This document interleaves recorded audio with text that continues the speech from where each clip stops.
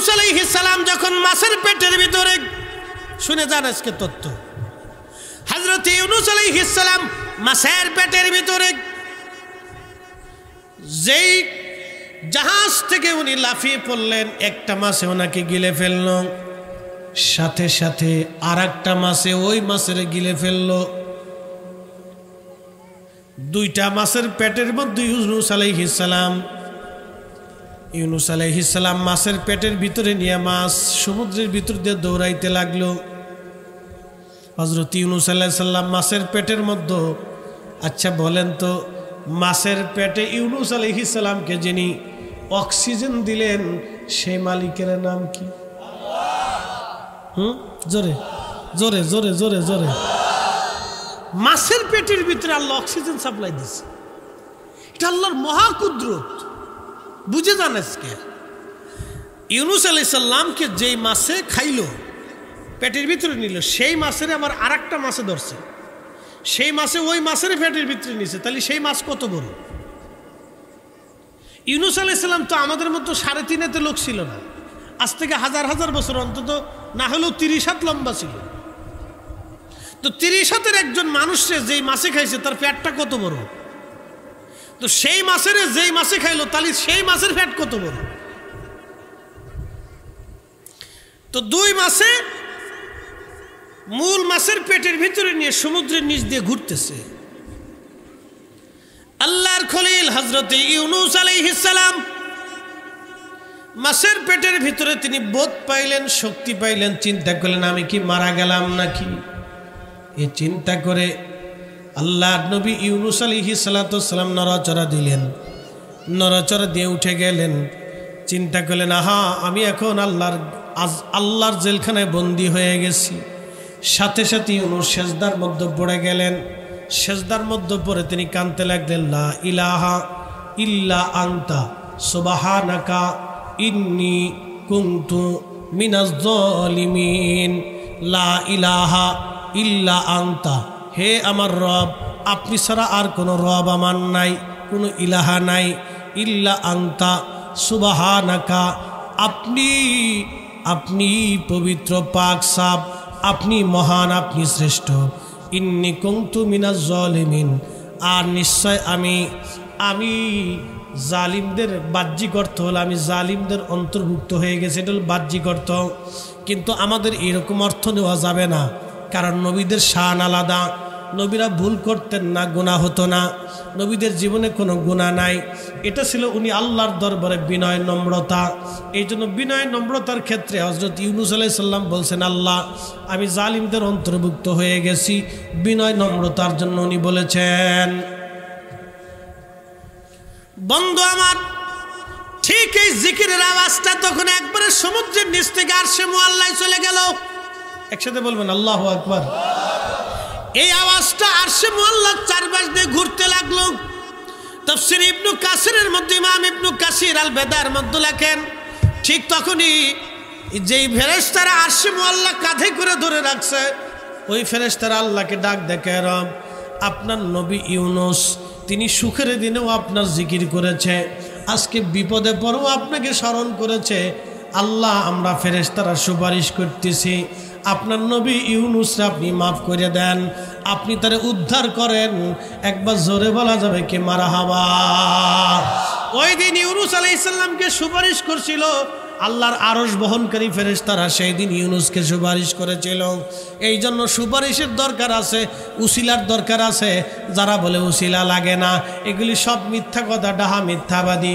উসিলারও দরকার, উসিলারও প্রয়োজন। উসিলা ছাড়া আল্লাহ কোনো কাজ করে না, উসিলা ছাড়া আল্লাহ অনেক সময় দোয়া কবুল করে না। ওই দিন আরশে মুআল্লা মুআল্লা বহনকারী ফেরেশতারা ইউনূস আলাইহিস সালামের পক্ষে উসিলা হয়ে গেল। আল্লাহ কবুল করে নিলেন। ইউনূস আলাইহিস সালাম লক্ষ্য করলেন সমুদ্রের গভীর থেকে খালি জিকিরের আওয়াজ আসে, আল্লাহ আল্লাহ আল্লাহ আল্লাহ আল্লাহ আল্লাহ আল্লাহ আল্লাহ আল্লাহ আল্লাহ আল্লাহ আল্লাহ আল্লাহ আল্লাহ আল্লাহ আল্লাহ, শুধু জিকিরের আওয়াজ আসে, জিকিরের আওয়াজ আসে। হযরত ইউনূস ডাক দিয়ে বলতেছে, রাব্বি এত জিকির করে কারা এই সমুদ্রের নিচে, এরা কারা জিকির করে আল্লাহ। এই সমুদ্রের নিচে এত জিকিরের আওয়াজ কোথা থেকে আসে রাব্বি? আল্লাহ ডাক দেয় বলেন, ইউনুস রে, ওই মাছেরা আল্লাহ জিকির করে, পানি আমি আল্লাহ জিকির করে, মাছেরা আমি আল্লাহ জিকির করে, সমুদ্রের বালু আমি আল্লাহ জিকির করে, কঙ্কর আমি আল্লাহর জিকির করে, ওই শামুকে আমি আল্লাহ জিকির করে, সমুদ্রের মধ্যে যত প্রাণী আছে সব আমি আল্লাহ জিকির করে। একসাথে জোরে বলা যাবে কি আল্লাহু আকবার? আর আমরা করতে গেলে খালি ফতোয়া মারতেছি। কারণটা কি? সমগ্র সৃষ্টি জিকির করতেছে, ইউনূস আলাইহিস সালামের কাজে জিকিরের বাজনা চলতেছে। রাব্বি, এত জিকিরের আওয়াজ কোথা থেকে আসে? বলতেছে আল্লাহ। আল্লাহ ডাক দিয়ে বলতেছে, ইউনূস রে, সমুদ্রের গভীরে যত প্রাণী মাখলুক আছে সব আমি আল্লাহ জিকির করতেছে। ওই যে পোকা ঝিঝি ঝিঝি করতেছে, ও ঝিঝি করে না, আল্লাহ জিকির করে। সুবহানাল্লাহ বলবেন না? রাত ৩টার সময় মোরগে কুকুর কুকুক করে ডাক দেয়, ও কুকুর কুকুক করে না, ও আল্লাহর জিকির করে। খালি আমরা এই করতে গেলে আমরা খালি বেদাতের ফতোয়া মারতেছি, খালি ধাক্কা ধাক্কি পারাপারি চলতেছে, শুধু খুশাখুশি পারাপারি লাফালাফি গুতাগুতি চলতেছে। প্রিয় মুসলমান,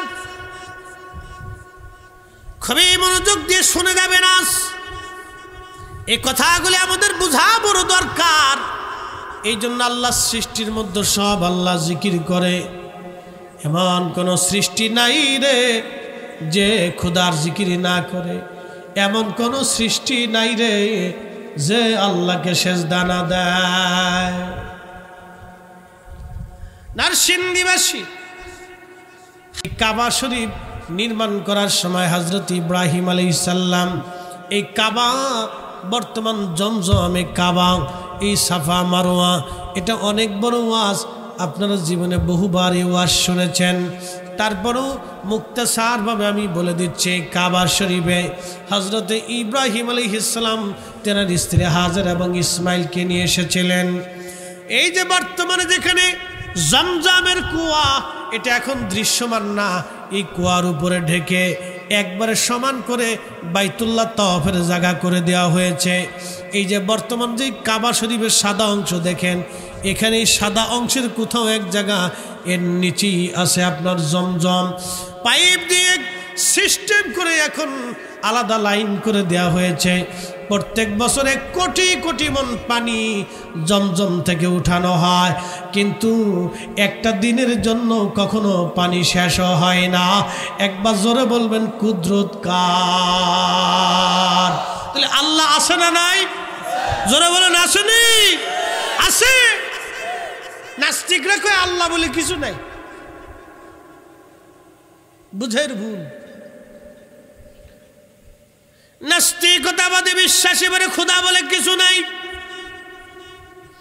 নানান যুক্তি আপনাকে দেবে, কিন্তু আজও পর্যন্ত জমজমের পানির কুয়া পৃথিবীর মানুষ কোটি কোটি হাজিরা মক্কাবাসীরা খেয়ে শেষ করে দিতে পারে নাই।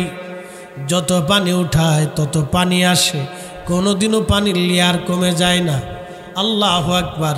ওই পানির মধ্যে কোনো পয়জনও নাই, ওই পানির মধ্যে কোনো আপনার সব পানির ভিতরে অসুবিধা হতে পারে, স্বাস্থ্যকর বিধি না থাকতে পারে, কিন্তু জমজমের পানি শিফাউল লিন্নাস, এটা মানুষের জন্য শেফা। এই কুদরত একমাত্র আমার আল্লাহর। এই জমজমের পানি 50,000 বছরও যদি আপনি বোতলের মধ্যে রেখে দেন, এই পানি কখনো নষ্ট হবে না, গ্রান নষ্ট হবে না, স্বাদ নষ্ট হবে না। কিন্তু আপনি মাম পানি বলেন আর ফ্রেশ পানি বলেন, এটার টাইম শেষ হয়ে যাওয়ার পরে দেখবেন এই পানি নষ্ট হয়ে যায়। এই পানির ভিতর থেকে গন্ধ আসে, পোকার সৃষ্টি হয়, কিন্তু জমজমের পানিতে আজও পর্যন্ত কোনো পোকা হয় নাই। একবার জোরে বলা যাবে আল্লাহু আকবার। কুদরত কার? জোরে বলতে হবে কার? এত কুয়ার পানি নষ্ট হলো, জমজমেরটা হলো না। আর একটা পানি আছে, যদি কোনোদিন মক্কায় যান তাহলে একটা ঠিকানা বলে দিই। মদিনার থেকে আপনি বদরে যাওয়ার সময় একটা কুয়া পাবেন, এটার নাম বীরে রুহা, আর একটা নাম আছে বীরে শেফা। বীরে শেফা, এই কুয়াটা হাজার হাজার বছর আগের কুয়া,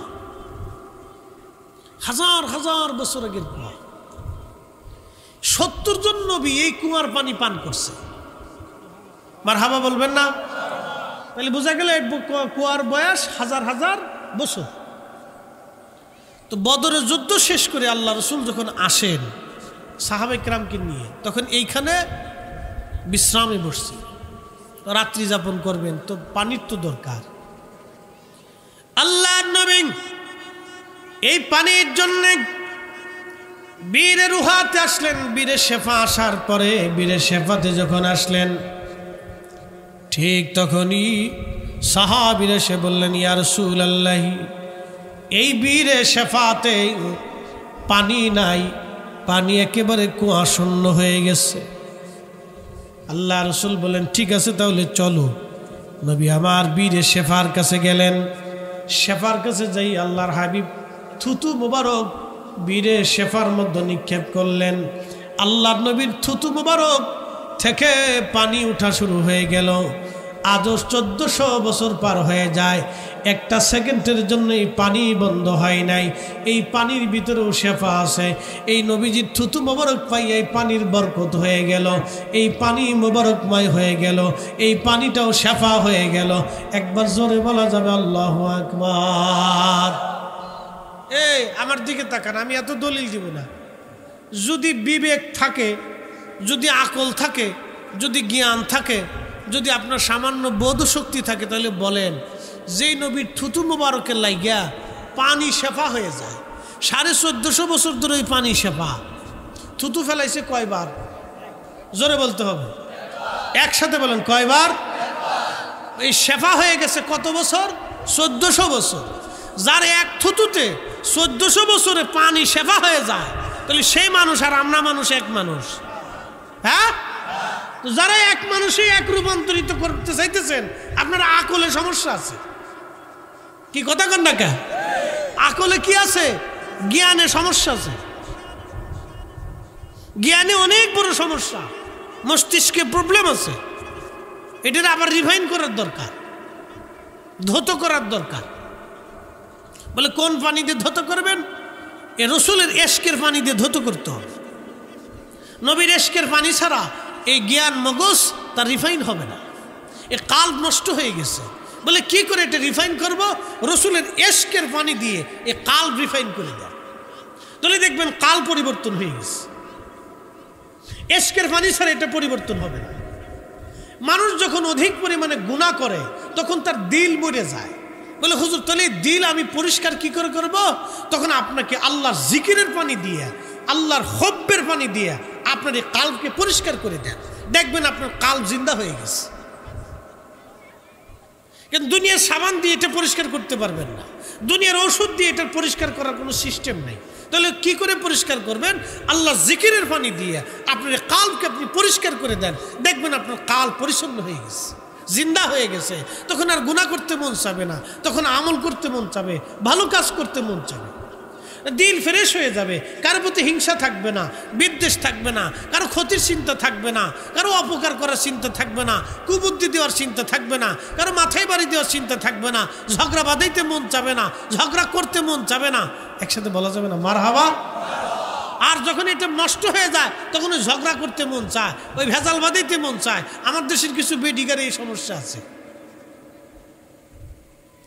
মহিলারা আমার উপর সেদ পেনে যে হুজুর আনছে করতে খালি আমরা দুর্নাম করে, দুর্নাম করতেছি না। একটু আন্ডা লইয়া, একটু ডিম লইয়া, একটু সামিস লইয়া, একটু গদু লইয়া, একটু তরকারি লইয়া, এই সামান্য জিনিস নিয়ে ঝগড়া বাঁধায়, বেহুদে ঝগড়া। তাও কি বছরের পর বছরে ঝগড়া চলতে থাকে, মাসের পর মাস এই ঝগড়া শেষ হয় না। 36 বছর পরেও 36 বছর আগের ওই ডিমের কথা উড়াইলে ঝগড়া বাঁধায়। ঠিক আসতে কাটকে ডরাইতেছেন মনে হয় যে বাসায় গেলে আজকে রান্না বান্না হবে না, এই জন্য ঠিক কইতেছেন না, বুঝতে পারছেন? 6 বছর আগে ডিম কেমনে নিয়েছিল, 6 বছর পরে এটা উড়াইয়া ঝগড়া বাঁধায়, খুঁটা দেয়।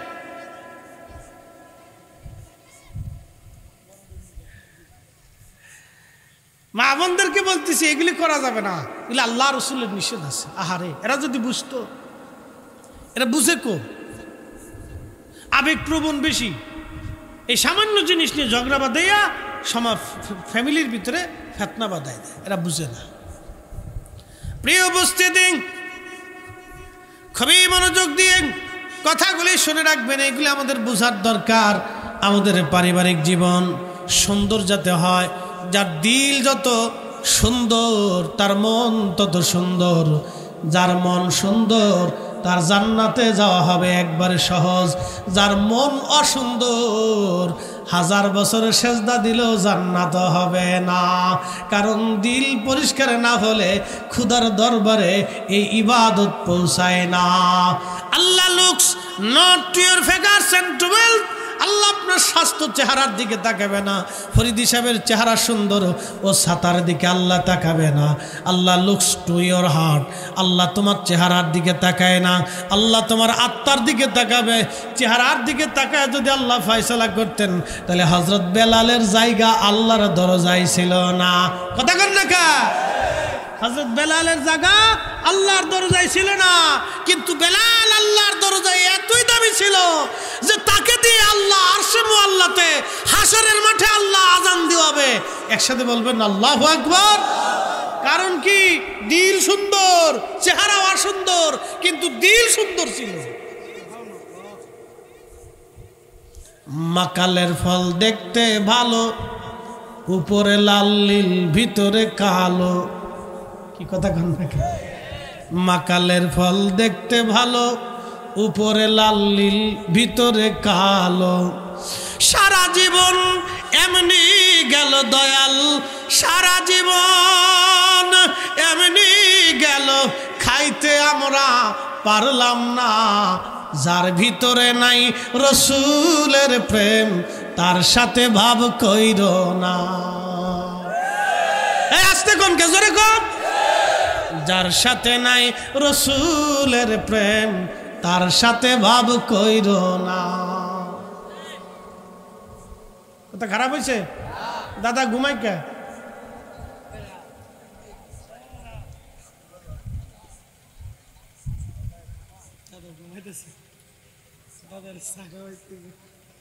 না, সারাদিন কাজ করে না, পরিশ্রম করলে ঘুম আসাটা স্বাভাবিক। আর মাহফিলে একটু হয়, এটা রহমতের জায়গা। এই জায়গায় আসলে এমনি দুনিয়ার আর কোনো পেরেশানি থাকে না, হ্যাঁ ঘুম এসে যায়। আমার দেশের যারা ওই হাজার হাজার কোটি টাকার মালিক আছে, দেখবেন দুর্নীতি করিয়া এই মানুষের মাথায় বাড়ি দিয়া ওই আপনার বেগম পাড়ায় যারা বাড়ি বানাইছে, সুইস ব্যাংকে যারা টাকা পাচার করছে, এরা কিন্তু ঘুমাইতারে না। হ্যাঁ, কি কথা কর না কেন? ঘুম হয় না, ঘুম আসে না, ঘুম আল্লাহ শক্তি উঠাই লিয়ে গেছে। পরে বোতল সার মুড়ি দেয়, বোতল সারে চিনছেননি? 2 ঢোক মাইরি দিয়ে শেষে বাপেরে তালই কয়, সাওয়াল রে বিয়ে কয়, বউরে মা কয়। কি কথা কর না কে? কথা খারাপ কইছি? সুখ নাই, সুখ নাই, সুখ নাই। সুখ আছে দেখে ঘুমাই পড়ছে, চিনতে নেই। আল্লাহর বেহেশতের বাগানে বসে ঘুমাইছে গেছে, শুয়ার সাথে ঢ্যাঙাস করে একবারে ঘুম মেরে দিছে, বাস ট্রাক চলতেছে।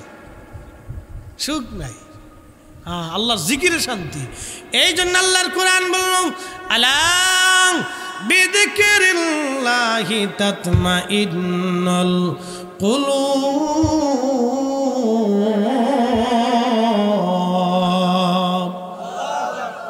সাবধান, আল্লাহর জিকিরে শান্তি। খোদার জিকির ছাড়া আর কোথাও শান্তি নাই। আল্লাহর জিকিরের মধ্যে শান্তি, শান্তি আর শান্তি। এই জন্য অন্যায় অপরাধ করলে আল্লাহ পাক অন্তর থেকে আল্লাহর শান্তি কেড়ে নিয়ে নেয়। এই জন্য অন্তরকে ফ্রেশ করবেন, যার হৃদয় ফ্রেশ হয়ে যাবে। আল্লাহ রসুল হাবিবে কিবরিয়া সাহাবীকে বললেন, সাহাবীরা রে, সকাল থেকে সন্ধ্যা, সন্ধ্যা থেকে সকাল পর্যন্ত তুমি এইভাবে তোমার দিলকে জিন্দা করো, তুমি এইভাবে ফ্রেশ থাকো। কারো প্রতি হিংসা রাখবা না, বিদ্বেষ রাখবা না, অহংকার রাখবা না, অহমিকা রাখবা না, রিয়া রাখবা না, কিনা রাখবা না, কামনা রাখবা না, বাসনা রাখবা না। একবারে দিলটাকে পরিষ্কার করে তুমি দিলটাকে সাফ করে রাখো। সকাল থেকে সন্ধ্যা, সন্ধ্যা থেকে সকাল যদি তুমি এইভাবে করতে পারো, আল্লাহর নবী বলেন ও আমার উম্মত, এটাই আমি নবীর সুন্নত, এটাই আমি নবীর আদর্শ। এরপরে রসুল বললেন মান আহাব্বা সুন্নতি। অনেকে আহাব্বা সুন্নতির হাদিস কয় কিন্তু আগেরটা কয় না। আল্লাহ রসুল বললেন সকাল থেকে সন্ধ্যা, সন্ধ্যা থেকে সকাল পর্যন্ত তোমার দিলের মধ্যে হিংসা রাখবা না, রিয়া রাখবা না, কামনা বাসনা রাখবা না, অহংকার রাখবা না, অহমিকা রাখবা না, আর তুমি ঘৃণা রাখবা না। তোমার অন্তরটাকে এইভাবে পরিষ্কার রাখবা, আর সকাল থেকে সন্ধ্যা, সন্ধ্যা থেকে সকাল পর্যন্ত রাখবা। এটাই আমি নবীর সুন্নত। মান আহাব্বা সুন্নতি, যে আমার সুন্নতকে ভালোবাসবে, ফাকাদ আহাব্বানি, সে আমাকেই ভালোবাসবে। ওমান আহাব্বানি, যে আমাকে ভালোবাসবে, কানা মাই ফিল জান্নাহ, সে আমার সঙ্গে জান্নাতে চলে যাবে। একবার জোরে বলা যাবে কে মারহাবা। এজন্য দিল ভালা মানুষ বালা, দিল ভালা না মানুষ বালা না। মাকালের ফল দেখতে ভালো, উপরে লাল নীল ভিতরে কালো, ঠিক কিনা? মাকালের ফল দেখতে ভালো, উপরে লাল নীল ভিতরে কালো। সারা জীবন এমনি গেল দয়াল, সারা জীবন এমনি গেল, খাইতে আমরা পারলাম না। যার ভিতরে নাই রসুলের প্রেম, তার সাথে ভাব কইর না, ঠিক কিনা?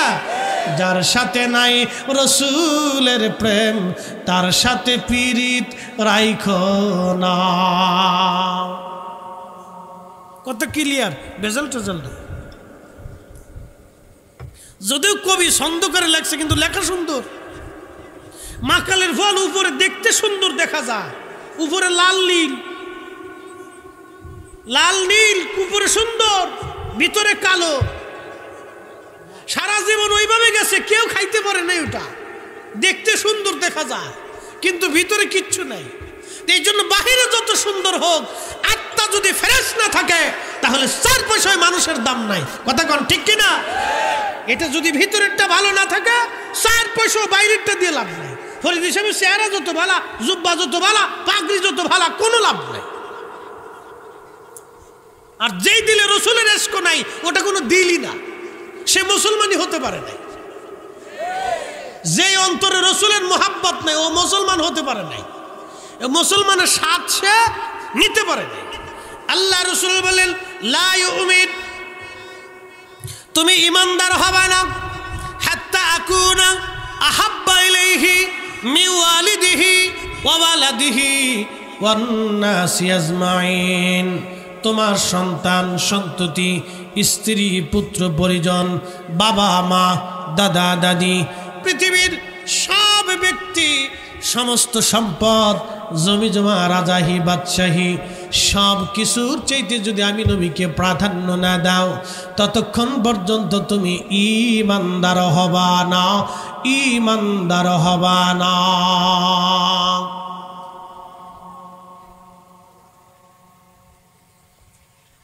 একটা ঘটনা শুনে। বিশ্ববিখ্যাত একজন বাদশা ছিলেন সুলতান মাহমুদ গজনবী। আমার দিকে তাকাবেন, যুবক যারা আছেন তারা বুঝে যান। আমরা সামান্য একটু ক্ষমতা পাইলে অনেক বিরাট কিছু দেখাই। আর বাপের কিনা একটা মোটরসাইকেল যদি হুগার নিচে বসাইতে পারি, তাহলে মনে করে যে দুনিয়ার সামনে একবারে বিরাট ক্লিয়ার। ও সামনে চাচা না মুরব্বী না হুজুর না আলেম, ও কিছু মনে হয় না। খালি ভূত ভূত ভূত ভূত করে সামনে দিয়ে চলেছিলাম। সালাম কালাম দোয়া দুরুদ কিচ্ছু নাই তার কাছে। ডোন্ট মাইন্ড, মনে কিছু নিয়েন না। মানুষের জীবনে আদব হচ্ছে সবচেয়ে বড় নিয়ামত। এটা যদি না থাকে তাহলে তার জীবন অন্ধকার, তার জীবন ফাঁকা, ওই জীবনের 4 পয়সা মূল্য নাই। আপনি জীবনে যত মুরব্বীকে অসম্মান করবেন, আপনার বৃদ্ধকালে তত যুবক আপনাকে অসম্মান করবে। এটা মনে রাখবেন। আপনি জীবনে যত বেয়াদবি করবেন, আপনার সন্তান আপনার সাথে বৃদ্ধকালে আপনার সাথে তত বেয়াদবি করবে। যাহা পাবেন দিছেন তাহা পাবেন, পুঙ্খানুপুঙ্খ আল্লাহ আপনারা আদায় করে দিবে। এটার জন্য রেডি থাকতে হবে আপনাকে। তো মনোযোগ দেন। বিশ্ববিখ্যাত বাদশাহ সুলতান মাহমুদ গজনবী বর্তমান Afghanistan, Uzbekistan, Tajikistan, Turkmenistan, Afghanistan, Iran, Balochistan, Pakistan, এই বিরাট বেল্টের তিনি একচ্ছত্র অধিপতি, এক গজনি সাম্রাজ্যের বাদশা ছিলেন। খুব প্রতাপশালী বাদশা এবং দুর্দর্শ জেনারেল ছিলেন। ছোটখাটো জেনারেল না, দুর্দর্শ জেনারেল, খুব রণকৌশলীবিদ এবং দুঃসাহসী জেনারেল ছিলেন। যুদ্ধে জীবনে কখনো হারেন নাই তিনি। তাহলে বুঝতে পারতেছেন যুদ্ধ এটা কিন্তু ফুটবল খেলা না, এটা ছেলে খেলা না, আর এটা পুতুল খেলা না, ক্রিকেট খেলা না, এটা র্যাকেট খেলা না, যুদ্ধ যুদ্ধই। তো কোনো যুদ্ধে তিনি হারেন নাই। এত বড় বীর বিক্রম জেনারেল ছিলেন, খুব রণকৌশলী জেনারেল এবং খুব দুর্ধর্ষ জেনারেল ছিলেন। কিন্তু এশকে রসুলের দিলটা ছিল তার জিন্দা। মদিনাতে গেছে, তো মদিনাতে যাইয়া ওনার শাহী পোশাক খুইয়া ওই যে আগে ফসম দিয়ে বানানোর মোটা জুব্বা ছিল, তো এই জুব্বা গায়ে দিয়ে একটা পানির মশক কান্দে করিয়া মদিনার মসজিদে হাজিদেরকে পানি পান করাইতেছে। একসাথে বলবেন না মারহাবা? হাজিদেরকে পানি পান করাইতেছে। তো এখনকার দিনের মতো তো আর এত ফেসবুক ইউটিউব মিডিয়া ছিল না। তো একজনে দেখতে দেখতে এক হাজি চিনে ফেলছে, উনি সুলতান বাদশাহ সুলতান মাহমুদ গজনবী। জিজ্ঞেস করলেন, আপনি কি সুলতান মাহমুদ গজনবী না? বলে হ্যাঁ। তা আপনি গজনি সাম্রাজ্যের সুলতান হয়ে মদিনাতে শাহী পোশাক বাদ দিয়া আপনি মোটা জুব্বা পরিয়া হাজিদেরকে পানি পান করাইতেছেন, কারণ কি? সুলতান মাহমুদ গজনবী ডাকতে বলতেছে, আল্লাহর বান্দা, তুমি জানো আমি সুলতান মাহমুদ গজনবী, আমি গজনি সাম্রাজ্যের বাদশা। সাম্রাজ্য একটা দুইটা সাম্রাজ্য না, এই ছোটখাটো সাম্রাজ্য কিন্তু ছোট কোনো দেশ নিয়ে না। আমাদের বাংলাদেশের মতো অন্তত 100টা দেশের রাজা ছিলেন তিনি। বাংলাদেশের সমান 100 দেশের রাজা ছিলেন তিনি। তাহলে বুঝতে পারতেছেন কত বড় প্রতাপশালী, শক্তিশালী, বিরাট বড় সেনাবাহিনীর প্রধান ছিলেন তিনি। আহা, তিনি সেই সময় বলতেছে, আল্লাহর বান্দা তুমি শুনে যাও, আমি গজনি সাম্রাজ্যের বাদশাহ হতে পারি, কিন্তু আমি যার কদমে আসছি উনি দুজাহানের বাদশাহ, ইমামুল মুরসালিন রাহমাতুল লিল আলামিন। এই বাদশার দরবারে আমি সুলতান মাহমুদ গজনবী একজন গোলাম। একবার জোরে বলা যাবে কি মারহাবা? আমি মাহমুদ গজনবী এই বাদশার দরবারের গোলাম, উনি দুজাহানের বাদশাহ রাহমাতুল লিল আলামিন। আমি এই নবীর বাড়ি আসছি গোলামি করার জন্য, বাদশাহী করার জন্য আসি নাই। এই জন্যে আমি হাজিদেরকে পানি পান করাইতেছি, বাদশাহী পোশাক খুলিয়া আমি ফেলে দিয়েছি। চিন্তা করেন তো তাদের সেন্টিমেন্টটা কত চমৎকার ছিল। আর আমাদের ভিন্ন, সামান্য একটু পয়সা করে হইলে মানুষ মনে করি না, কি ভাব লইছি। একটু পয়সা বেশি হইলে এমন ভাব লইছি, ক্ষমতা একটু বেশি হইলে এমন ভাব লইছি বিরাট কিছু। আহা, পয়সা একটু বেশি হয়ে গেলে আমরা আর মানুষ মনে করি না, ক্ষমতা হয়ে গেলে আমরা মনে করি বিরাট কিছু হয়ে গেছে। না না না, এগুলি না। প্রিয় বন্ধু আমার, দুনিয়ার থেকে আমরা একদিন আবার চলে যাব, আল্লাহর কাছে ফিরে যেতে হবে। আমাদেরকে আবার আল্লাহর কাছে ফিরে যেতে হবে। এই জন্য দিলকে ইসলাহ করতে হবে, দিলকে সংশোধন করতে হবে। এই জন্য হুজুর কেবলা সর্বপ্রথম আমাদেরকে কালবে সবক দিচ্ছেন। জাকের ভাইরা ভালো করে বুঝে যাবেন কালবে কেন সবক দিতেন। এটা যদি পরিচ্ছন্ন থাকে তাহলে আপনি জান্নাতি, আর এটা যদি অপরিচ্ছন্ন থাকে আপনার সমস্ত ইবাদত বিফলে চলে যাবে। আরো পরিষ্কার করে বুঝে, আমি নামাজে দাঁড়াইলাম, ওযু নাই, নামাজ হবে? আমার দিকে তাকান না, বুঝতেছেন না? একসাথে বলেন তো আল্লাহু আকবার। এই দিকেন, আমার দিকে তাকান। আমি নামাজে দাঁড়াইলাম, ওযু নাই, নামাজ হবে? জুব্বাবালা, পাগড়িও সুন্দর, চেহারাও সুন্দর, সেন্ট লাগাইছি, জুব্বা নতুন, পায়জামা নতুন, পাগড়ি নতুন, টুপি নতুন, আমি নতুন, কিন্তু অজু নাই, নামাজ হবে? ওই রকম আমি সুন্দর, দিল সুন্দর, টুপি সুন্দর, জুব্বা সুন্দর, দাড়ি সুন্দর, চেহারা সুন্দর, দিল বালা না, দিল নষ্ট, সব শেষ। মনে রেখে,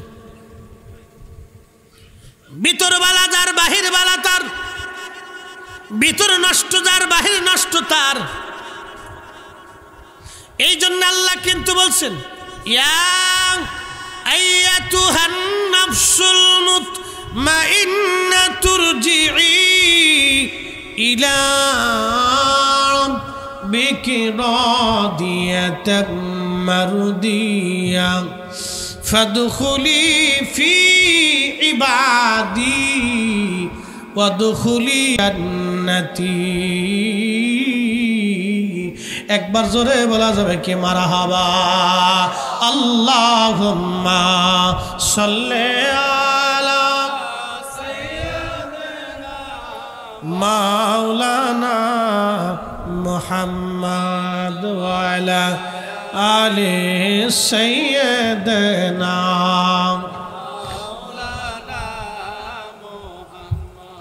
আমি বিভোর হয়ে রসুল নামের দুরুদ পড়ে যাই,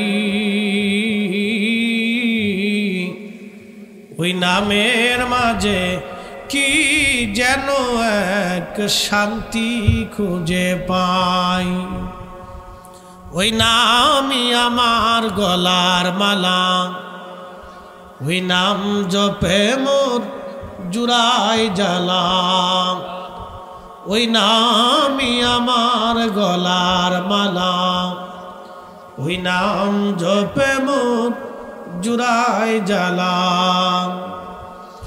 আমার সব ভুল হবে না পেলে ওই, আমার সব ভুল হবে না পেলে ওই চরণ তলে ঠাই। ওই নামের মাঝে কি যেন এক শান্তি খুঁজে পাই। ওই নামের মাঝে কি যেন এক শান্তি খুঁজে পাই। আল্লাহুম্মা সাল্লি আলা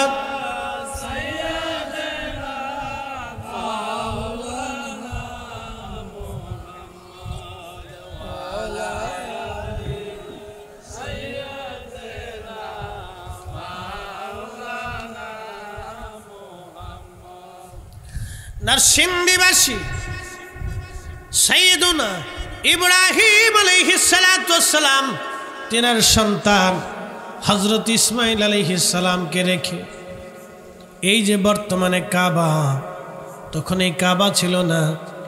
এই সন্তানকে রেখে, বিবিকে রেখে রওনা। পিছন দিক থেকে আম্মা জান হাজেরা ওনার পবিত্র জুব্বা টেনে ধরে পিছনে পিছনে হাঁটে। জিজ্ঞেস করলেন, স্বামী হে, আপনি কি নিজের ইচ্ছায় আমাদেরকে বিজবন নির্জনে রেখে যাচ্ছেন, নাকি আল্লাহর ইশারায়? ইব্রাহিম আলাইহিস সালাম ডাক দিয়ে বলেন, বিবিরে, আমি আমার নিজের ইচ্ছায় তোমাদেরকে এখানে রেখে যাচ্ছি না, আমি আল্লাহর হুকুমে তোমাদেরকে রেখে যাচ্ছি। ঠিক তখনই আমানতদার বিবি, আহা আমাদের মা আম্মা জান হাজেরা আলাইহিস সালাম তখন ডাক দিয়ে বললেন, স্বামী হে, হাসবুনাল্লাহু নি'মাল ওয়াকিল, নি'মাল মাওলা ওয়া নি'মান নাসির। যেই মালিকের হুকুমে আপনি আমাদেরকে এখানে রেখে যাচ্ছেন, ওই আল্লাহ আমাদের বিধান করবেন। ও আল্লাহ আমার পানি, আল্লাহ আমার রিজিক, আল্লাহ আমার খাবারের ফয়সালা করবেন, আল্লাহ আমার নিরাপত্তা দিবেন। জোরে বলা যাবে সুবহানাল্লাহ। আমাদের রিজিক দেয় কে? না না, একসাথে বলেন, কে দেয়? আরো জোরে বলেন, কে দেয়? তাহলে সুদ খায় কারা?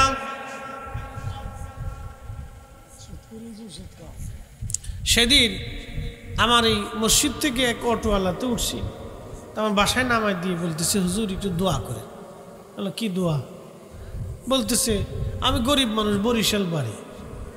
বললাম কি হয়েছে বলেন তো? তো বলতেছে হুজুর 35,000 টাকা সুদে আনছিলাম। সুদে আনছেন? কিন্তু আমি গরিব মানুষকে হাওলাত দেয় না, তো সুদে আইনি আমি একটা অটো আর কিছু টাকা দিয়ে ছিল, এটা দিয়ে অটো কিনছিলাম, তো অটোটা চোরে নিয়ে গেছে। এই 35,000 টাকা সুদ ডিম পারতে পারতে আমি 80,000 টাকা দিছি। অহনো সুদ করে আরো 40,000 টাকা দাবি করে। আলো ও মানুষ না গরু না ছাগল না জানোয়ার?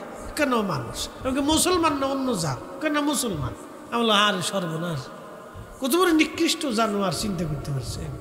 হ্যাঁ, আমি 40,000 টাকা অতিরিক্ত দিছি, 35 থেকে 80,000 টাকা দিছি, তার মানে 45,000 টাকা, সে আরো 40 দাবি করতেছে।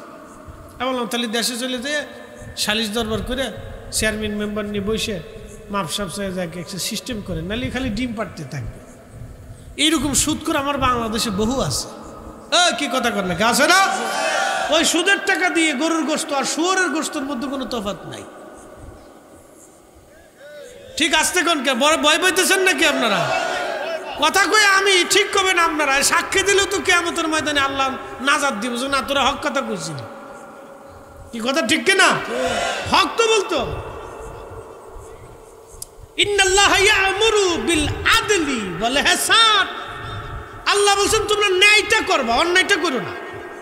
আমি মালিক তোমাদেরকে হুকুম দিয়েছি, জমিন আমি বানাইছি, আসমান বানিয়েছি, না চাইতে বৃষ্টি আমি দেই, ফসল আমি দেই, তোমার রিজিকের জন্য জাম আম কাঁঠাল ফল মাছ যা এক একটা স্বাদ এক এক কোয়ালিটি আমি দেই। এই যে 1000 কোয়ালিটির মাছ, 100 কোয়ালিটির ফল, বিভিন্ন কোয়ালিটির খাবার আমি আল্লাহ দেই। এক জিহ্বা দিয়ে তোমার আস্বাদন করেছি, এক পেটের ভিতরে দিয়ে তোমার পুরা শরীরে পুষ্টির ব্যবস্থা করে দিছি, আমি দিছি। তো তোমরা হক করবা, না হক করবা না, অন্যায় করবা না, ন্যায় করবা, আদল করবা, ইনসাফ করবা, বেইনসাফ করবা না, ইহসান করবা, দয়া করবা, জুলুম করবা না, দয়া করবা, জুলুম করবা না।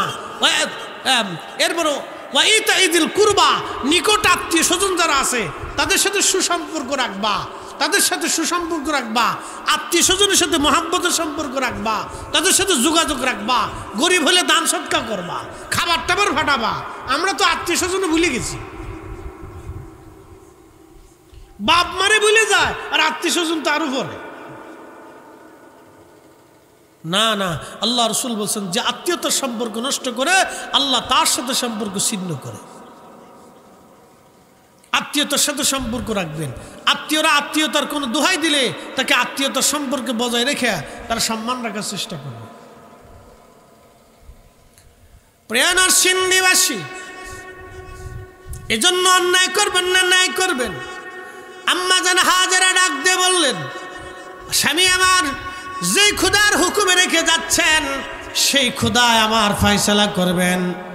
হযরত ইব্রাহিম আলাইহিস সালাম চলে যাওয়ার সময় দোয়া করলেন হাত বাড়ায়, রব আমি আপনার হুকুম এক নির্জন আপনার আমার সন্তানদেরকে রেখে গেলাম, আল্লাহ জায়গাটা আপনি আবাদ করে দেন, এই জায়গাটা আপনি অফুরন্ত রিজিকের ফয়সালা করে দেন। সেই দিনের দোয়া আসমানে এমন ভাবে কবুল হয়ে গেল। এই যে দেখেন কাবা, আল্লাহু আকবার। হযরত ইব্রাহিম আলাইহিস সালাতু ওয়াস সালাম, এরপরে আল্লাহ আবার বলেন, ইব্রাহিম তুমি যাও, ফিরে যাও, কাবা ঘর নির্মাণ করো। কুরবানির ঘটনার কাছে আমি আর যাব না, আমি কাবার কাছে চলে যাচ্ছি।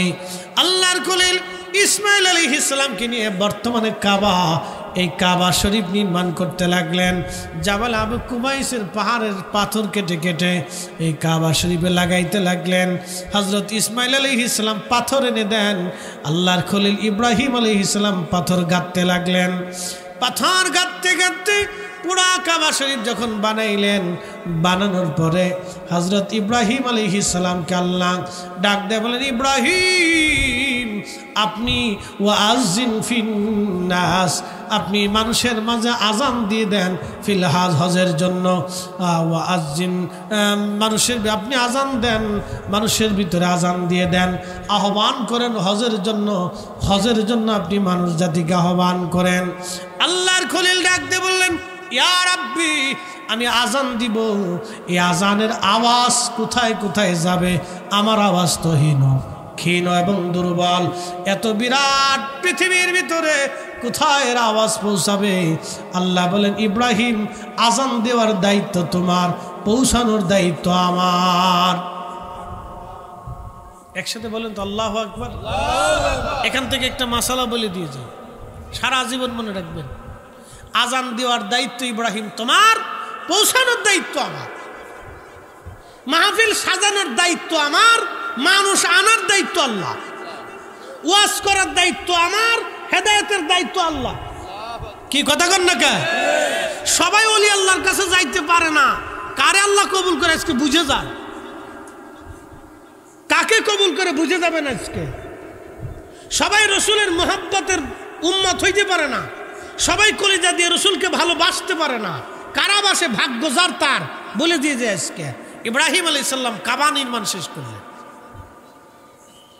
জাবালে আবু কুবাইস পাহাড় মক্কায় গেলে পাবেন এই পাহাড়ে সুরায় গেলেন সুরায় যে তিনি হজের আজান দিলেন হজের জন্য ডাক দিলেন আল্লাহর খলিল ইব্রাহিম আলাইহিস সালাম হজের জন্য যখন জাবালে আবু কুবাইস পাহাড়ে দাঁড়ায়া ডাক দিলেন ওই আওয়াজ আল্লাহ রাব্বুল আলামিন শুধু কাবাতে রাখেন নাই আওয়াজটাকে আল্লাহ নিতে নিতে নিতে নিতে নিতে নিতে ওই আওয়াজটাকে রুহের জগতে নিয়ে গেলেন রেহেমের জগতে নিলেন আহা একবার জোরে বলা যাবে আল্লাহু আকবার না না হয় না আরো জোরে রুহের জগতে রেহেমের জগতে সারা পৃথিবীর রন্দে রন্দে আওয়াজ যখন পৌঁছালেন ওই আওয়াজটা শুনিয়া সেই দিন যারা আল্লাহুম্মা লাব্বাইক লা শারিকা লাকা লাব্বাইক বলে আল্লাহর ইব্রাহিম আলাইহিস সালামের হজের আওয়াজে আজানে যারা সেই দিন আল্লাহুম্মা লাব্বাইক বলে সাড়া দিয়েছিল তারাই আল্লাহর দরবারে ওই দিন ইব্রাহিম আলাইহিস সালামের আজানে হজের আজানে যারা সেই দিন আওয়াজ দিয়েছিল আল্লাহুম্মা লাব্বাইক লা শারিকা লাকা লাব্বাইক বলে যারা সেই দিন যেই দিন উত্তর দিয়েছিল রুহের জগতে আল্লাহ আওয়াজ পৌঁছালেন রেহেমের জগতে আল্লাহ পৌঁছাই দিলেন তামাম পৃথিবীর রন্দে রন্দে আল্লাহ আওয়াজ পৌঁছাই দিলেন ওই দিন যারাই লাব্বাইক বলে সাড়া দিয়েছিল আজকে তারাই শুধু হজে যাইতে পারে একবার জোরে বলা যাবে কি মারহাবা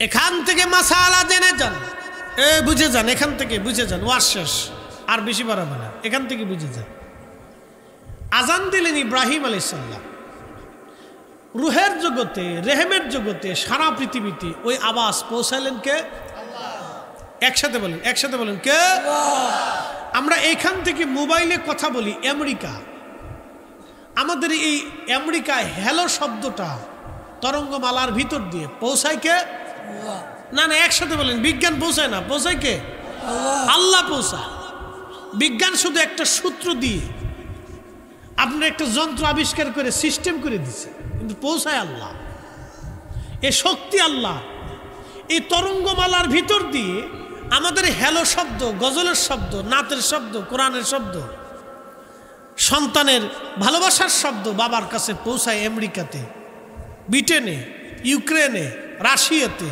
সুদূর আপনার সুইজারল্যান্ডে হাজার হাজার মাইল দূরে পৌঁছাই দিচ্ছে বিজ্ঞান হ্যালো শব্দ তরঙ্গমালার ভিতর দিয়ে আল্লাহ পৌঁছাই দিয়ে সেই দিন ইব্রাহিম আলাইহিস সালামের সে আওয়াজ সারা পৃথিবীতে ছড়িয়ে পড়ল রুহের জগতে রেহেমের জগতে রেহেম মানে পেট মায়ের পেটে যত সন্তান ছিল রুহের জগতে আমরা যারা ছিল এবং দুনিয়াতে যারা ছিল সেই দিন যারা আল্লাহুম্মা লাব্বাইক বলে সাড়া দিয়েছিল সেই দিন আজকে তারা কিয়ামত পর্যন্ত হজ করতে পারবে বাইতুল্লাহতে উপস্থিত হতে পারবে। মনে রাখেন, বুলন্দ নসিবলা, বুলন্দ নসিবলা আল্লাহ রাব্বুল আলামিনের যার বুলন্দ নসিব, তারাই শুধুমাত্র ইশকে রাসূলের ভিতরে ডুবে থাকে এবং আউলিয়া কেরামের মুহিব্বিন হতে পারে। আল্লাহ পৃথিবীতে সবাই অলি বানায় না। শোনেন, সাম্রাজ্যর অধিপতি যারা ছিলেন তাদের সাম্রাজ্য আজকে নাই। বড় বড় সাম্রাজ্য ছিল, উসমানীয়, সেলজুক, ফাতিমীয়, আব্বাসীয়, তারপরে উমাইয়া, চেঙ্গিস, মুঘল সালতানাত, পৃথিবীর বড় বড় সাম্রাজ্য, ফার্সিয়ান, রোমান, রুশিয়ান, ফ্রান্সিস, কত সাম্রাজ্য পৃথিবীতে ছিল। আহা, কোটি কোটি মানুষ হত্যা করত সাম্রাজ্য বাঁচানোর জন্য। প্রতিনিয়ত যুদ্ধ বিগ্রহ লেগে থাকতো সাম্রাজ্য টিকানোর জন্য। কিন্তু তাদের সাম্রাজ্য আজকে নাই, আল্লাহর সাম্রাজ্য এখনো আছে। আর আমার রাসূল যেই প্রেমের সাম্রাজ্য সারা পৃথিবীতে চালু করে গেছেন, বিনা মুকুটে সেই সাম্রাজ্য সারা পৃথিবীতে চলমান। কি কথা কোন ঠিক না বেঠে? আর আল্লাহর ওলিরা যে সাম্রাজ্য দিয়ে গেছেন এটা এখনো চলমান। শাহজালাল ইয়ামানি মুজাররিদি এখন আছে, উনার শরীয়তে নাই, কিন্তু উনার সাম্রাজ্য এখন আছে, ওনার নাম আছে, উনি মুকুটবিহীন সম্রাট। একসাথে বলবেন আল্লাহু আকবার। কোটি কোটি রাজা বাদশা, আওয়ামী রোমরা, ধনী দরিদ্র, ফকির মিসকিন, ভালো মন্দ, লুচ্চে বদমাস, আবেদ জাহেদ, পীর অলি, গাউস কুতুব, চোর ডাকাত সব ওনার মাজারে যে পড়ে থাকে। কারণটা কি? সবাই চায় মুক্তির আশা, ক্ষমার আশা, নাজাতের আশায়, রহমতের আশায় আল্লাহর অলির কাছে চলে গেল। আল্লাহু আকবার। অলির বরগাহে বসে গেল। ও অলির উসিলায় আল্লাহ হয়তো দয়া করবে, অলির খাতিরে আল্লাহ হয়তো দিবে, অলির খাতিরে আল্লাহ হয়তো তকদির পরিবর্তন করবে, অলির উসিলায় আল্লাহ হয়তো দয়া করবে। কারণ কোরআন বলছে, ইন্না রাহমাতুল্লাহি করিবুম মিনাল মুহসিনিন। আমার রহমত আমার অলিদের নিকটবর্তী, আমার রহমত আমার অলির নিকটবর্তী, আমার রহমত আমার অলির নিকটবর্তী। দুনিয়ার সুযোগ সুবিধা পাওয়ার জন্য, রাষ্ট্রীয় সুবিধা পাওয়ার জন্য দেখবেন মন্ত্রী, এমপি, নেতা কর্মীরা প্রধানমন্ত্রী পর্যন্ত যাওয়ার জন্য তারা লাইন ধরে, উসিলা ধরে, মাধ্যম ধরে, এই ধরে দুনিয়ার সুযোগ সুবিধা নেওয়ার জন্য, প্রধানমন্ত্রীর দ্বারস্থ হওয়ার জন্য, রাষ্ট্রপতির দ্বারস্থ হওয়ার জন্য, মন্ত্রীর দ্বারস্থ হওয়ার জন্য, ডিসিএসপির দ্বারস্থ হওয়ার জন্য সবাই লিঙ্ক লাগায়, লাইন লাগায় দুনিয়ার সুবিধা পাওয়ার জন্য। আমরা আল্লাহর আখেরাতে আল্লাহর সন্তুষ্টি পাওয়ার জন্য আমরা আল্লাহর ওলিদেরকে উসিলা মানি। কি কথা কোন ঠিক না বেটে? আমরা আল্লাহর সন্তুষ্টির জন্য আখেরাতে আল্লাহর ওলিদেরকে আল্লাহর জন্য ভালোবাসি। প্রিয় উপস্থিতি, এগুলি শিরিক না, এগুলো এখন উল্টে পাল্টা ব্যাখ্যা দিয়ে শিরিকের ভিতরে ঢুকাই দিচ্ছে। বুঝতে পারছেন? যাদের বুলন্দ নসিব তারা অলি হয়, অলি সবাই হয় না। বাংলাদেশের শাহজালাল ইয়ামানি একজনই, দ্বিতীয় করে আর এই 750 বছরে কোনো মা দ্বিতীয় শাহজালাল জন্ম দিতে পারে নাই। মনে রেখেন, খাজা বাবা আজমিরি একজনই, এই 1000 বছরে এই উপমহাদেশে কোটি কোটি মা সন্তান জন্ম দিছে, কিন্তু খাজা বাবা আজমিরি আর একটা জন্ম দিতে পারে নাই। মুজাদ্দিদ আল ফেসানি সেরহিন্দি একজনই, এই 450 বছরে কোটি কোটি মা কোটি কোটি সন্তান জন্ম দিয়েছে, কিন্তু মুজাদ্দিদ আল ফেসানি সেরহিন্দি আর একটা জন্ম দিতে পারে নাই। বুঝতে পারছেন? আল্লাহ একটা এভাবেই জন্ম দেয়। ভাগ্য যাদের বুলন্দ নসিব, আল্লাহ যাকে পছন্দ করে তাকে অলি বানায়, আর আল্লাহ যাকে পছন্দ করে তাকে অলির সঙ্গী বানায়, অলির মুহিব্বিন বানায়। এই জন্য সমালোচনা করে, লাফালাফি করিয়া, এই গুতাগুতি করিয়া এগুলির থেকে মানুষের জুদা করার সুযোগ নাই। আল্লাহ যারে পছন্দ করবে, কবুল করবে, সেই অলির কাছে যাবে। আল্লাহ আমাদেরকে অলিদের পথে মঞ্জুর করুন। সকলে বলে না আমিন। এসেছেন যত নবী সকলের ইমাম, সালাম নবী তোমায় হাজারো সালাম, ইয়া নবী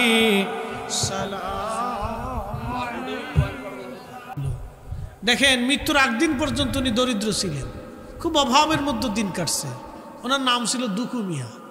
কিন্তু জানেন, উনি 4500 নাতে রসুল শুধু আমার রসুলের শানে লিখে গেছে। ওনার গ্রন্থ, প্রবন্ধ সাহিত্য উনি যদি না লিখতেন তাহলে বাংলা ভাষা সমৃদ্ধ হতো না।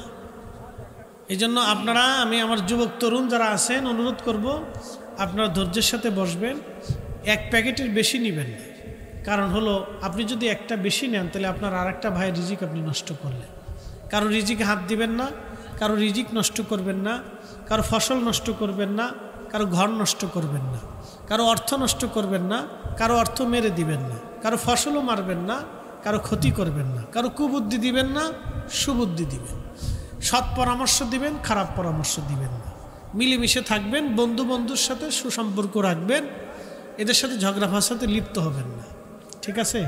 একজনের অভাবে আরেকজন সঙ্গী হবেন, একজনের দুর্যোগে আরেকজন সাথী হবেন, সহযোগিতা করবেন, তাহলে আমাদের জীবন সুন্দর হবে। আল্লাহ আমাদের প্রত্যেকের তৌফিক দিক, সকলে বলে না আমিন। একটু সময় জিকিরের আবদার হয়েছে, আমরা জিকির করার পরে দোয়া করে দেব। একসাথে জবান খুলে ইসমে জাতির জিকির করি। আজকে যাহা কর্মকাণ্ড দেখছেন, বলেন বেদাত না ইবাদত? না, এই মাগরিব থেকে যাহা দেখলেন বেদাত হলো না ইবাদত হলো? না, জোরে বলেন, বেদাত না ইবাদত? আজকে মাগরিব থেকে এখানে যাহা এই পর্যন্ত যাহা দেখছেন, আসর থেকে যাহা দেখছেন, এটা আটটুসিতে তাহা হয়। এবার যদি পছন্দ হয় তাহলে যাবেন। আজকে আসর থেকে এই পর্যন্ত যাহা দেখছেন, মোনাজাতের শেষ পর্যন্ত যাহা হবে তাবারক পর্যন্ত যা দেখছেন, একবারে ঠিক পুঙ্খানুপুঙ্খ আটটুসিতে তাহা হয়। এখন যদি কেউ বলে যে না, আটটুসিতে গান বাজনা হয়, বেড়াবেড়ি একসাথে নাচানাচি করে, তাহলে সেটা আপনি যে দেখে আসবেন, আর যাওয়ার দাওয়াত রইল। বুঝতে পারছেন? কারো কথা কান দিবেন না, নিজের চোখে দেখে আসবেন। কারো কথা কান দিবেন না, নিজে দেখে আসবেন, যাবেন। আল্লাহর ওলিদের সাথে সম্পর্ক রাখবেন। দুনিয়াতে আল্লাহ তকদির পরিবর্তন করবে, রিজিকের বুলন্দি দিবে, অভাব দূর করবে, বালা থেকে বাঁচাবে। আসেন জবান খুলে কিছু সময় আল্লাহর জিকির করে ইসমে জাত আল্লাহ আল্লাহ আল্লাহ আল্লাহ।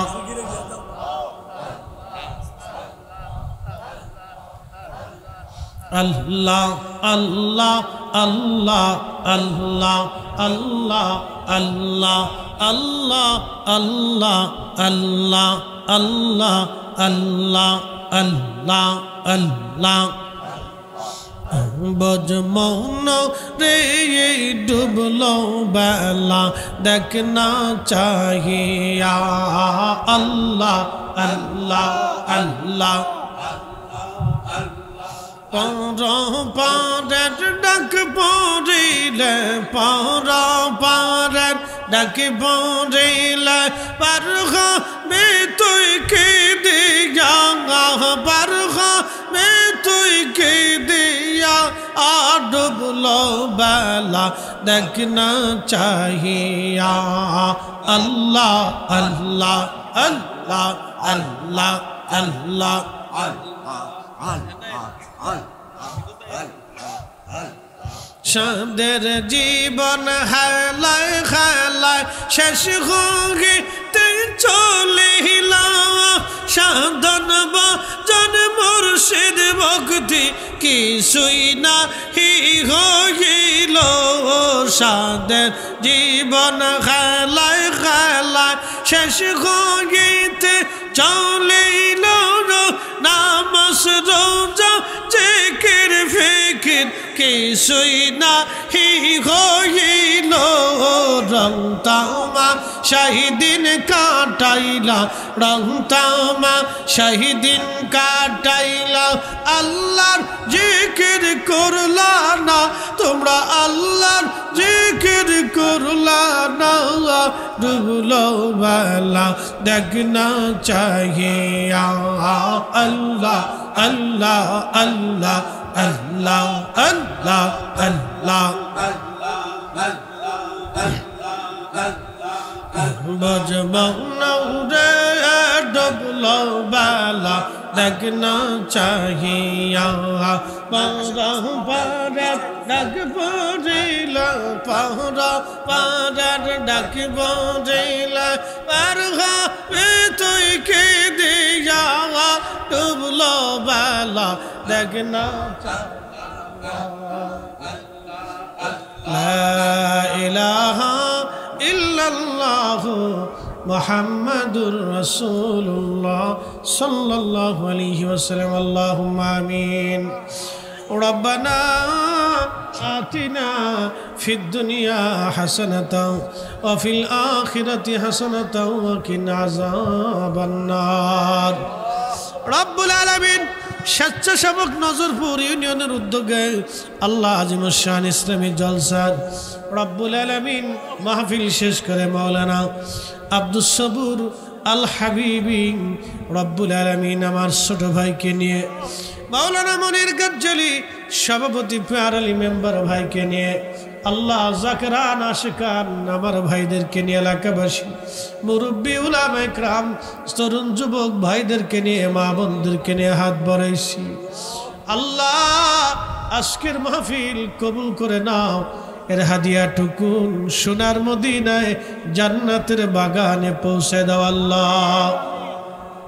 নবীজির আলাউলাদুল্লাহ সাহাব আশরে মুবাশশারা খুলাফায়ে রাশিদা আহলে বাইতের হুজুর ইমাম হাসান হুসেন রাদিয়াল্লাহু আনহু তিনাদের প্রেমে গো কারবালার ময়দানে যারা ঘুমাই গেল, আরে ওই বুঝি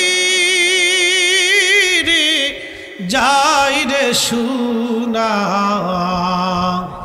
কারবালার মাতম জারি, কান্দে ইমাম হুসাইন বিনয় করি,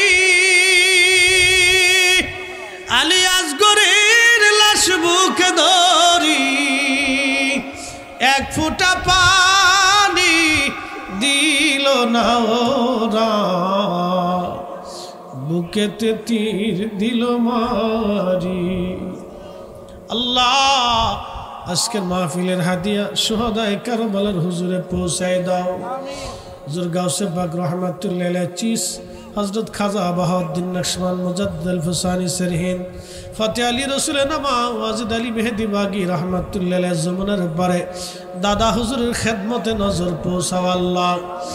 আমার পীর, আমার মুর্শিদ, আমার হুজুর কেবলা নুরানি দারুল বাকায় আজকের মাহফিলের নজরানা পৌঁছে দাও আল্লাহ। জাকের ভাই, জাকের বোন, পীর ভাই, পীর বোন সিলসিলার খেদমত করে কবর দেশে যারা ঘুমাইলো, এই পাশেই বলে গোরস্থান, কত মানুষ এই গোরস্থানে ঘুমাই গেছে। আল্লাহ হাতেম বাইরের ভাগিনা হোসেন আলী দুনিয়ার থেকে কবরে চলে গেছে আল্লাহ। আল্লাহ হোসেন আলীর কবর সহ আমাদের সকল সন্তান আপনজনদের কবরগুলি দয়া করে জান্নাতের বাগান বানায়া দাও। ওগো মালিক, হাত বাড়াইছি, আমাদের কারো বাবা নাই, কারো মা নাই, কারো মাও নাই রে, বাবাও নাই। আমার এই ভাইগুলি দিনরাত পরিশ্রম করে এই সুন্দর মাহফিল যারা সাজাইলো, তাদের আপনজনদের কবর দয়া করে জান্নাতের বাগান বানায়া দাও। অনেক মা বোন হাত পেতে বসে আছি, ইয়া রাব্বি আমার মা বোনদের দোয়াগুলি তোমার শাহী দরবারে কবুল করে নাও আল্লাহ। বিদেশের জন্য আমার ভাইরা দোয়া চাইছে, বিদেশ থেকে ওরা এই মাহফিলের সহযোগিতা পাঠিয়েছে। দেশের ভিতরে আমার যে যুবক ভাইরা সহযোগিতা করেছে, যে ব্যবসায়িক ভাইরা, কৃষিক্ষেত খামারি ভাইরা যারা সহযোগিতা করলো আল্লাহ, বিদেশের বাড়িতে রহমতের চাদর দিয়ে ঢেকে রাখো আল্লাহ। আসমানি জমিনি বালা থেকে ওদেরকে বাঁচায় রাখো আল্লাহ। আমাদের উপর তোমার রহমত দয়া করে নাজিল করো আল্লাহ। ইয়া রাব্বি ফিলিস্তিনকে দয়া করে তুমি স্বাধীন বানায় দাও আল্লাহ। ফিলিস্তিনের মুসলমানদের বিজয় দান করো আল্লাহ। ইহুদিদের শক্তিকে ধ্বংস করে দাও আল্লাহ রব্বুল আলামিন। আগামী দিন এই সিলসিলার প্রদীপ প্রজ্বলিত রাখার জন্য হুজুর কেবলার জেসমানি আওলাদ পরম শ্রদ্ধেয় আলহাজ খাজা মিয়া ভাইজান মুজাদ্দিদি খাজা মির্জা ভাইজান সকলের নেক হায়াত বাড়ায়া দাও। কর্মী গ্রুপকে কবুল করে নাও, নরসিংদী জেলাকে মঞ্জুর করে নাও আল্লাহ। আমার মেম্বার ভাই দোয়া চাইলেন জনাব মাওলানা আব্দুস সবুর, আল্লাহ নরসিংদী জেলার কর্মী প্রধান ওলামা কাউন্সিলের সহকারী আমার মাওলানা মনির গজ্জলি, আমার এই ভাইগুলি সিলসিলার খেদমত যাতে মহব্বতের সাথে করতে পারে সেই তৌফিক আমার এই ভাইদেরকে নসিব করে দাও আল্লাহ। আল্লাহ যে মানুষগুলি এই মাহফিলের জন্য পরিশ্রম করছে। আমার এক ভাই পাকশালায় কাজ করে, আল্লাহ খেদমত করে, মিথ্যা মামলার ভিতরে জর্জরিত হয়ে আছে। ইয়া রাব্বি, আমার হুজুর কিবলা রসিলায় মাহফিলের রসিলায় আল্লাহ তার মামলা থেকে তুমি দয়া করে খালাস করে দাও আল্লাহ। আল্লাহ এই ভেজাল থেকে তাকে মুক্ত করে দাও আল্লাহ। আমার যেই ভাইগুলি বেকার আছে বিদেশে যাওয়ার ব্যবস্থা করে দাও আল্লাহ। রুটি রুজিতে অপরন্ত বরকত দিয়ে দাও আল্লাহ। কৃষি ক্ষেত খামারে রহমত দিয়ে দাও আল্লাহ। আল্লাহ আসমানের উপর থেকে তুমি রহমত আমাদের জমিনে নাজিল করো আল্লাহ। শস্য শ্যামল দিয়ে জমিনকে ভরে দাও আল্লাহ। আল্লাহ আমাদের অভাব অনটনকে দূর করে দাও আল্লাহ।